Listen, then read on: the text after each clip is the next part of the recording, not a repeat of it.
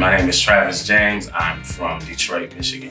I had my first solo in a church, so everybody was like, "Oh, he can sing for real." So from there, it was just kind of blew up. Everything about Motown inspires me to pursue music. The fashion, the vocals, the style that they brought, it's such a huge legacy. This competition really opened up the door for me to say, hey, you have a God-given talent, let's allow the world to see it.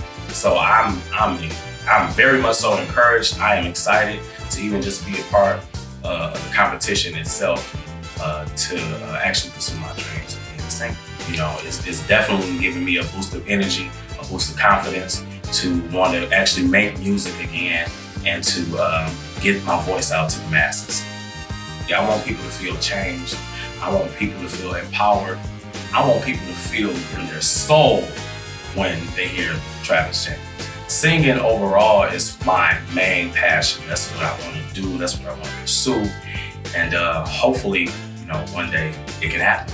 I do believe that dreams do come true.